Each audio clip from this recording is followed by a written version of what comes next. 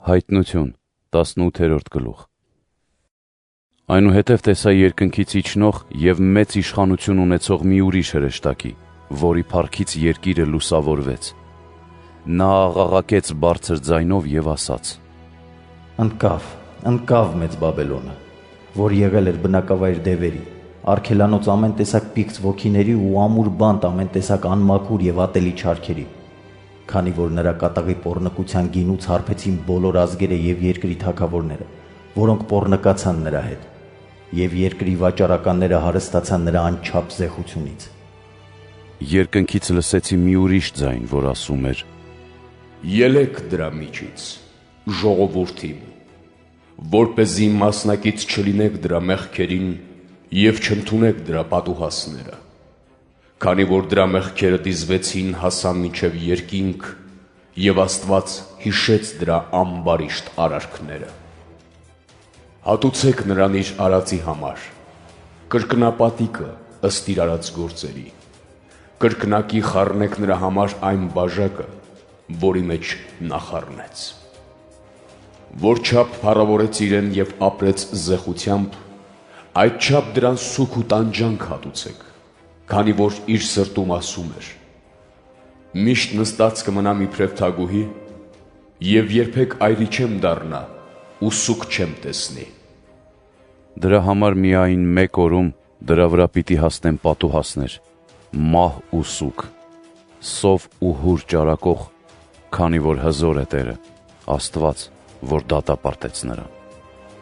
Եվ նրա վրա պիտի լան ու ողբան երկրի թագավորները, որոնք պոռնկացան և զվարճացան նրա հետ։ Նրանք պիտի հեծեծեն, երբ տեսնեն նրանից ելնող հուրն ու ծուխը։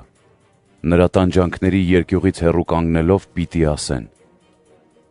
Վայ քեզ մեծ քաղաք Բաբելոն, հզոր քաղաք, մեկ ժամում եկավ հասավ քո դատաստանը։ Եվ երկրի վաճառականները պիտի ողբան ու սգան նրա վրա, քանի որ նրանց ապրանքների հակերն այլևս ոչ ոք չի գնի։ Եվ չեն լինելու քեզնից ստացվող բեռները ոսկու, արծաթի, թանկարժեք քարերի, մարգարտի, բեհեզի, ծիրանու, ոսկեթել կերպասի և որդան կարմրի։ Ոչ ոք չի գնելու խնկի ամեն փայտ, փղոսկրե ամեն անոթ, ազնիվ փայտից, բրոնզից, երկաթից և մարմարից ամեն անոթ, կինամոն, ամեն տեսակ խունկ և անուշահոտ յուղ, կնդրուկ, գինի, ձեթ, ազնիվ ալյուր և ցորեն,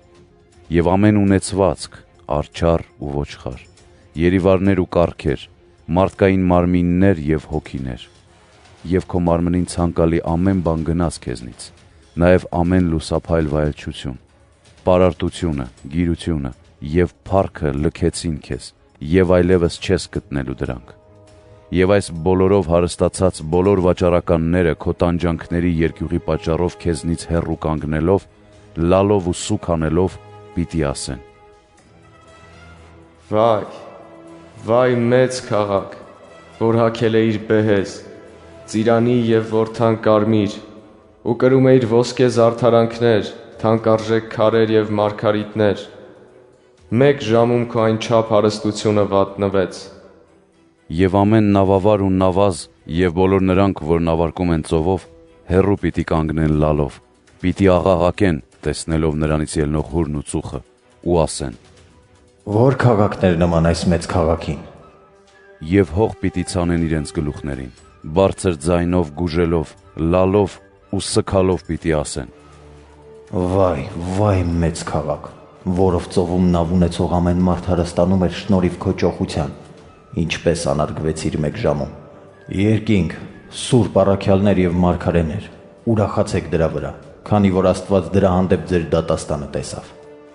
Եվ հզոր մի հրեշտակ երկանաքարի նման մի մեծ քար վերցրեց ու գցեց ծովի մեջ, ասելով. Այսպես հարձակումով պիտի ընկնի մեծ քաղաք Բաբելոնը, և այլևս գոյություն չպիտի ունենա։ Եվ քնարահարների ու երաժիշտների, սրնգահարների և փողահարների ու թմկի ձայն այլևս երբեք չպիտի լսվի քո մեջ։ Արհեստավորներ ու վարպետներ այլևս չպիտի գտնվեն քո մեջ։ Երկանքի, փեսայի ու հարսի ձայն այլևս երբեք չպիտի լսվի քո մեջ։ Ճրագի լույսն այլևս երբեք չպիտի փայլի քո մեջ։ Քանզի քո վաճառականները, որոնք երկրի փառավորներն ու մեծամեծներն էին, եւ որոնք զվարճանում էին քո մեջ, բոլոր ազգերին մոլորեցրին քո թունավոր կախարդությամբ։ Եվ քո մեջ գտնվեց ամբողջ արյունը մարգարեների, սրբերի, ինչպես նաև երկրի վրա սպանված բոլոր մարդկանց։